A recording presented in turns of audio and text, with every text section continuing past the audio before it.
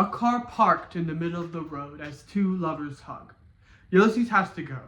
He has to leave his city of Monterrey, Mexico. For what reason, we still do not know. But all of this information is given in just the very first shot of Fernando Frias' obra maestra, No Estoy Aqui. A true testament to how Latin American film is changing and shifting from the Marxist "we are in this together" film, from the neo-baroque Italian-style film, to what we have today. What I would say is a new wave of Latin American film, based much heavier on the French ideas such as poetic realism, the emphasis on the individual person, semiotics, and overall using the camera not as the observer, but as a character in the movie itself.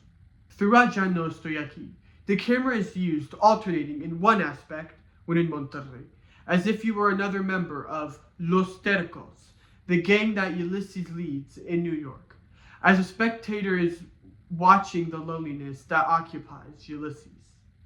Consider these two shots, for example. The first shot takes place in Monterrey, in a shot where the camera is placed as if you are behind the window watching the teens dance cumbia colombiana. The second shot takes place in New York, as Ulysses talks to a prostitute trying to find a place to sleep for the night. The second shot, while an establishing shot at first, then cuts to a second shot closer to the window. This shot puts the camera as an observer of the situation that is going on. This is very interesting to me because it is almost as if we are getting two different movies depending on where we are in the movie itself. This change in camera perspective also acts as an element to show us one of the motifs, not only in this movie, but in a lot of Frias' films. And this is the idea that there is nothing worse than being alone.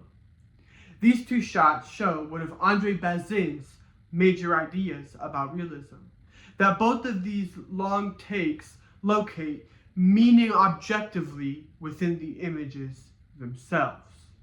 While looking at the movie in a big picture type of way, these two shots do create some type of juxtaposition. It is not obvious, however, as each shot begs the viewer to find its deeper meaning first for the juxtaposition to take place. This is one of the things that makes this movie so renowned. Its ability to use different types of theory in one movie and to make them all flow together so well. One motif that runs all over this movie is the idea that there is nothing worse than loneliness.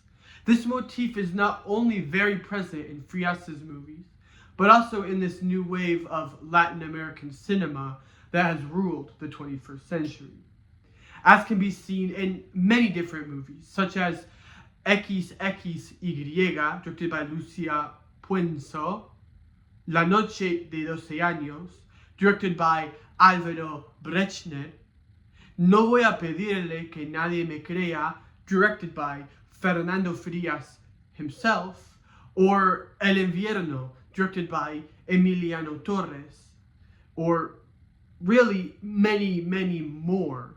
This idea of loneliness makes a lot of sense, even just by speculating about the possible reasons for its existence.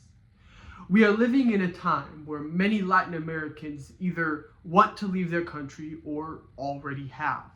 And with this being said, they have to deal with either the actual possibility or the theoretical possibility of being displaced from everything they know.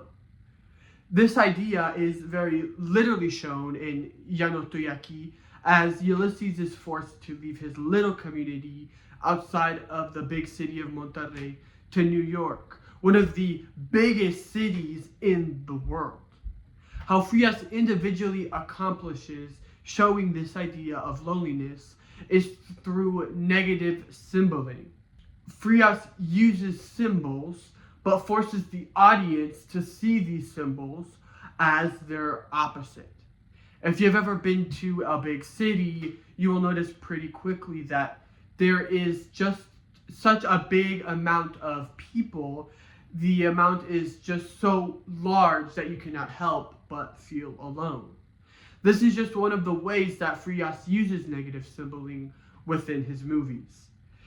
Frias also uses this idea as he uses silence as one of the loudest things that exists. Throughout the movie, we see one thing that makes Ulysses happy is cumbia music, a type of music that originated in Colombia but is now popular all over Latin America.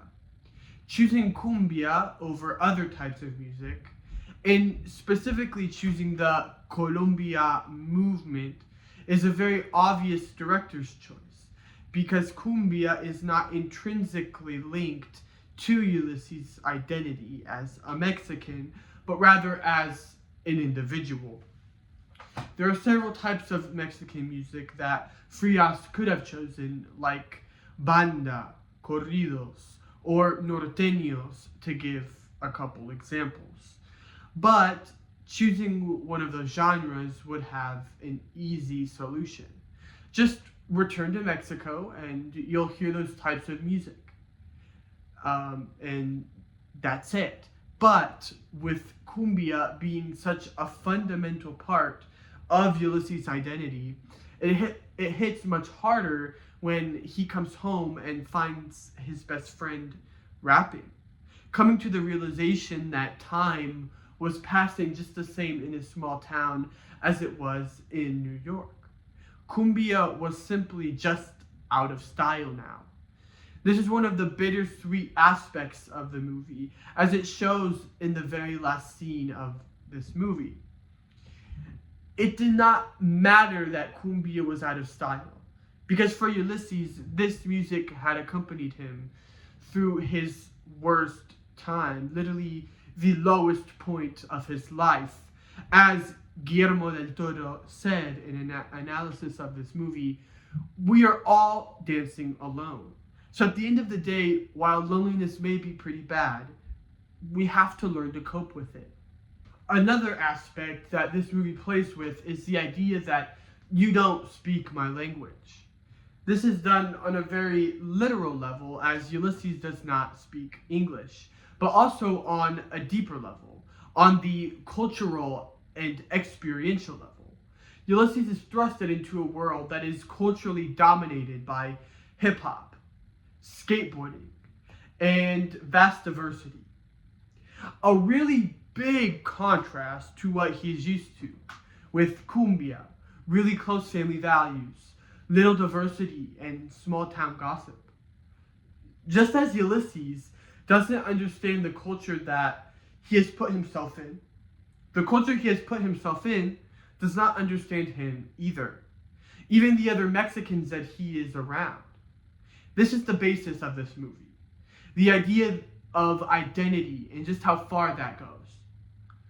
This all links directly with Bazinian, because it shows what he would call film's indexical ability to indicate signs that share an existential bond with their referent.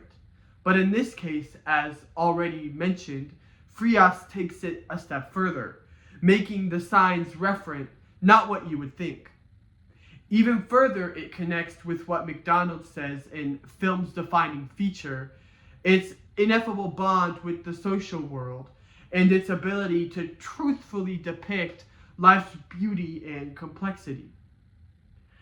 In No Estoy Aqui, we see exactly this, because we come face to face with one of the hardest things within reality to deal with: denial. The entire movie, as Ulysses gets denied over and over again, so does the viewer. Many times throughout the movie, the viewer is denied to see things that are later revealed to be nothing. One example of this is in the end of the movie, when Ulysses is sitting on stairs and cutting his hair. One of the many meanings that I find this shot to have is one of many examples of this denial that appears in the movie, showing that many times in reality we fill our heads with things that may or may not be true. But through the bigger picture, we find out that we were worrying for nothing. When we think about realism, and especially this type of neorealism that No Estoy Aqui uses, I begin to think about realism and what Bazin says in Aesthetic of Reality, neorealism. Bazin states that realism creates a fundamental contradiction which is at once unacceptable and necessary.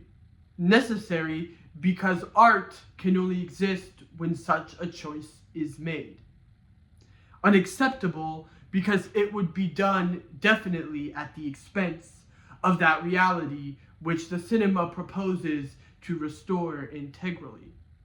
This quote is interesting because Bazin is implying that perfect realism does not exist, because that would just be reality, such as some of the earliest uses of film, filming the New York subway or filming a father spoon-feeding his baby. These films are not realist. They are reality. And so, realism in whatever form it may come looks to find a balance between these reality films while at the same time using cinematic techniques. Before knowing anything about Bazin or what constitutes realist film, I always thought of realist film as the camera being a fly on the wall, watching the events in the plot and in the story take place. Bazin describes realistic films as supernatural, hallucinatory, and dreamlike. Although many people have debated what Bazin is trying to say with these adjectives, I personally connect it to my fly on the wall theory, because to me, Bazin is trying to say that the camera is like a ghost or a spirit that the characters within the movie cannot see, but that is forever present. In realist films, it's almost like we are thrusted into the consciousness of the other, but unable to affect any of the happenings. If this is the case, then you could say that realism deals with the idea of being a stranger to yourself. What if we are just in a movie and there are people in our heads who are watching our life, but go by in short clips or series? What if there is an invisible camera following us around, watching us in our successes and failures? This idea to me seems supernatural. It seems hallucinatory, and it seems dreamlike.